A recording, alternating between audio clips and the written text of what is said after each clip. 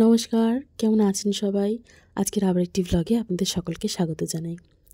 আজকে দিনটা শুরু হয়েছিল খুব সুন্দর, খুব ভালোভাবে গাছপালা দিয়ে শুরু করলাম। আমার নতুন, নতুন গাছগুলো ছিল ছাদে, তো সেগুলো থেকেই শুরু করলাম সকালটা।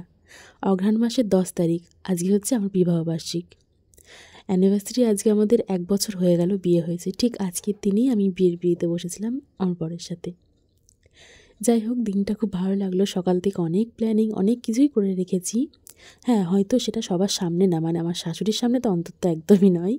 তো যাই হোক, অনেক কিছু ভেবে রেখেছি, আস্তে, আস্তে সবই হবে। খুব ভালো লাগছে, আনন্দে রয়েছি মনের মধ্যে। এতটাই আনন্দে রয়েছি ভেতরে, ভেতরে যে এখানে সকালবেলার দিকে কাজ যেমন করি তেমনই করেছি। করে ভাবলাম যে আমার ঘরটা একটু গুছিয়ে রেখে আজকে সুন্দরভাবে সাজিয়ে গুছিয়ে রাখবো ঘরটা। তার জন্য এখানে বালিশ কাঁথাগুলো রোদ্দুরে দিলাম, এই বালিশের ওয়ারগুলো পাল্টে দিলাম। ভাবলাম সব কিছু কেচে ধুয়ে গুছিয়ে গাছিয়ে, আমার বর খুব পরিষ্কার পরিচ্ছন্নতা পছন্দ করে, তো ভাবলাম আজকে ওর জন্য সব কিছু গুছিয়ে নতুনভাবে পরিষ্কার করে রেখে দেবো, যাতে একটুও ও সুযোগ না পায় বলার মতন আমাকে।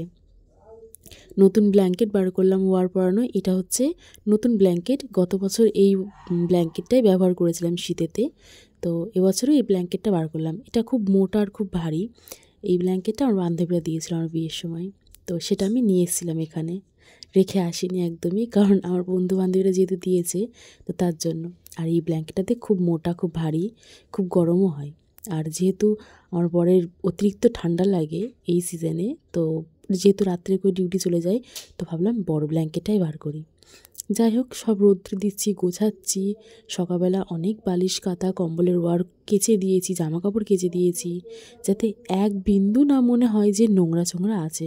ঘর বাড়িও পরিষ্কার করেছি, ঝুল ঝেড়েছি, ঘর ঝাঁট দিয়েছি, ঘর মুছেছি, প্রতিটা কোণা মুছেছি, একটা কোণাও ছাড় রাখিনি। শ্বশুরবাড়িতে এত কিছু করার পরেও যে সবার মন পাওয়া যায় না, সেটা কিন্তু প্রত্যেক মহিলাই জানে। আর তার থেকেও বড় কথা হচ্ছে, যদি থেকে থাকে বাড়িতে কিছু কিছু মানুষ যারা খুদ ধরতে একদমই রেডি হয়ে থাকে, সেই সংসারে কিন্তু কখনো সুখ শান্তি থাকে না। এটা আমি দেখছি, 1 বছরে যা বুঝলাম। হ্যাঁ, আমার মা সংসার করেছে, আমার মার কাছ থেকে আমি অনেক কিছু শিখেছি, কিন্তু আমি এখানে যা দেখছি সেগুলো আমি সহ্য করতে একদমই চাই না।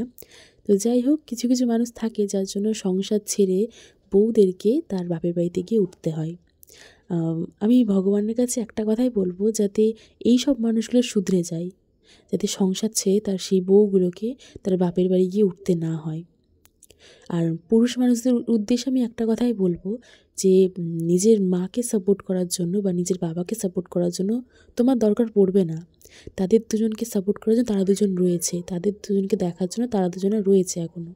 তুমি নিঃসন্দেহে নিজের স্ত্রীকে সাপোর্ট করো, নিজের স্ত্রীর পাশে দাঁড়াও। পরের বাড়ি থেকে নিয়ে এসছো মেয়েটিকে, সেটা ভুলে যেও না। সে তোমার হাত ধরে অন্ধের মতন বিশ্বাস করে এসছে বাড়িতে। এই কথাটা কিন্তু পুরুষ মানুষদের উদ্দেশ্যে বলছি, যদি তারা এরকমভাবে মিলেমিশে তার স্ত্রীর পাশে দাঁড়িয়ে থাকে না, কোনো সংসার কিন্তু কষ্টে থাকবে না, সমস্ত সংসার ভালো থাকবে, সুখে